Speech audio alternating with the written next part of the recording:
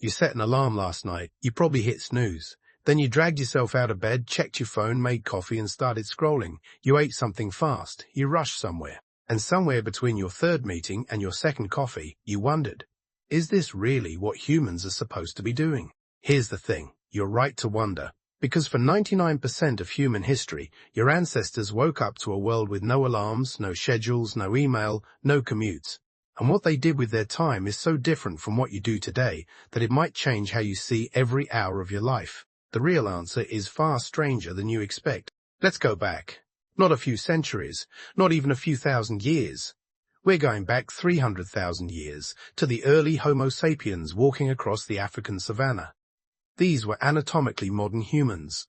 Brains like yours, eyes like yours, the same capacity for language, memory, and emotion. But their days looked nothing like yours. The first thing you need to understand is how little of the day was actually spent on survival. This surprises most people.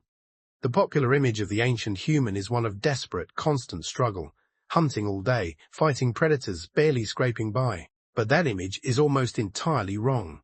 Anthropologist Marshall Sahlins called hunter-gatherer societies the original affluent society, not because they had more stuff, because they had more time. In a landmark 1966 paper that quietly upended how we think about prehistory, Sahlins compiled data from modern hunter-gatherer groups, the Kung of southern Africa, the Hadza of Tanzania, Aboriginal Australians, and found something that modern workers would find almost unbearable to hear. These groups spent roughly 3 to 5 hours per day on subsistence activities, food gathering, water sourcing, tool making. That's it. The rest of the day was theirs. 3 to 5 hours. Think about your last workday. Your ancient ancestor would have woken with the light, not because of an alarm, because of the sun. The circadian rhythm embedded in your biology, the one your phone screen disrupts every night, was the original clock. You felt tired when it got dark, because darkness meant danger, because your eyes couldn't see predators, because your body conserved energy for the cold. And you woke when light returned, because light meant safety, movement, food. The first hours after dawn were often spent on what archaeologist Stephen Mithen calls social grooming, the conversations, laughter, and storytelling that held the group together. This wasn't idle chatter, it was structural. Evolutionary psychologist Robin Dunbar proposed that language itself evolved not primarily for conveying information, but for social bonding, a kind of vocal grooming that replaced the physical grooming apes do with their hands. Your ancestors talked, a lot, about each other. About last night's fire, about who did what and why, about the strange behavior of the antelope near the ridge, gossip essentially, and it was vital. Then the actual work began, and here is where your mental image probably goes wrong. The hunt, that dramatic, testosterone-soaked pursuit, was not a daily event. Most days, it didn't happen at all. Hunting was dangerous, physically exhausting, and unpredictable. A failed hunt could injure a key member of the group. So hunting happened when conditions were right, when animals were spotted, when the group had enough energy reserves to attempt it. Research from the Hadza by anthropologist Frank Marlowe found that men spent roughly 2 hours a day in active food-related effort, and they failed to bring home meat more often than they succeeded. The hunt was the exception, not the rhythm. What was the rhythm? Gathering. And it was almost entirely the work of women. Gathered plant foods, tubers, berries, nuts, seeds, fruits, made up somewhere between 60 and 80% of the calories your ancient ancestors consumed, depending on the region. The women of the group knew their landscape with extraordinary precision. They knew which roots were edible in which season, which berries were ripe on which hillside, which plants healed wounds, which ones could be used to stun fish, which ones would make you sick. This was not instinct. It was accumulated expertise, passed down through generations, embedded in the group's collective memory. Ethnobotanist Gary Paul Mabon has documented how indigenous foragers can identify hundreds of edible and medicinal plants by touch, smell, and sight in ways that modern botanists with field guides cannot replicate. These women walked, miles per day, children on their hips or in slings, older children trailing behind. They carried digging sticks and woven baskets, technology that was genuinely sophisticated for its time. They returned to camp not empty-handed, but loaded with food that would sustain the group that evening and into the next day. Meanwhile, the children were playing. This is one of the most consistently misunderstood facts about ancient childhood. Play was not a luxury. It was the curriculum. Developmental psychologist Peter Gray has argued extensively that free play in hunter-gatherer children serves a direct survival function. Children practiced stalking, tracking, plant identification, fire-making, and social negotiation through play without adults forcing structured lessons. The learning was embedded in the game. A child pretending to track an animal was, in fact, learning to track an animal. A child playing at argument and resolution was, in fact, learning the conflict resolution skills that would make them a functional member of the group. There were no schools, there were no grades, there was no separation between childhood and the real world. By afternoon the pace slowed.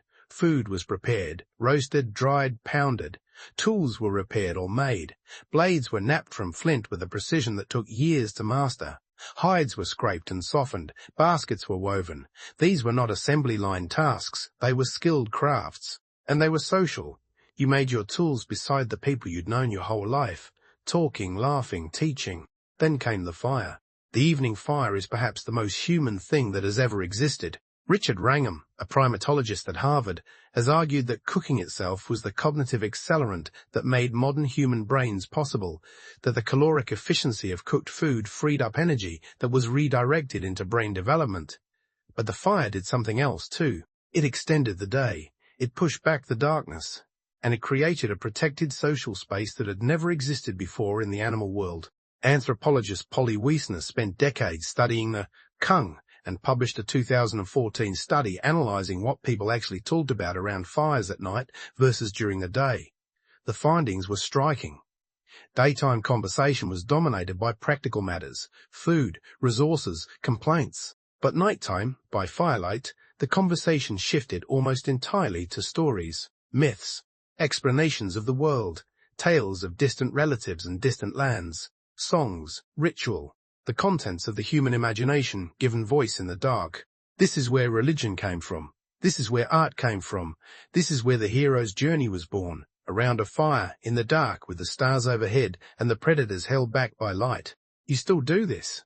When the lights go low, when a screen fills the room with flickering glow, when a story begins, something in your brain shifts into a different mode. You become a listener.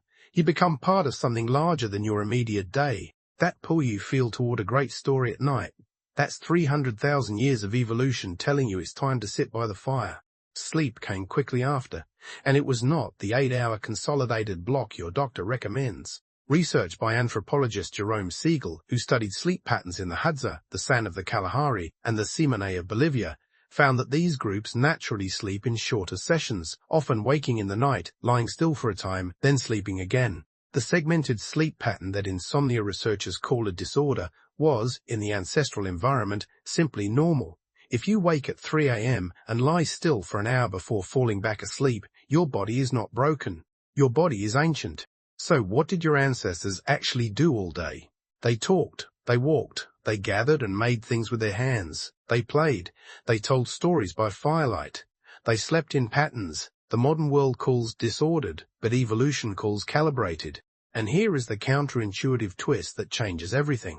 The modern human does more in a day. More tasks, more miles, more information processed, more obligations met, and yet consistently reports feeling more time-pressured, more exhausted, and less satisfied than hunter-gatherer populations who have been studied directly. The Hadza, when asked, do not report feeling stressed about time.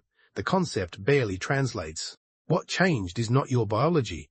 Your brain is the same brain that sat by that fire. Your stress response is the same one that activated when a predator appeared at the edge of the clearing. Your need for story, for social warmth, for unstructured time, for slow work done with your hands. These needs were not overwritten by modernity. They were just buried under it. Every time you feel the urge to do nothing for a while, your ancestors are speaking. Every time a conversation around a dinner table goes long into the night, the fire is still burning.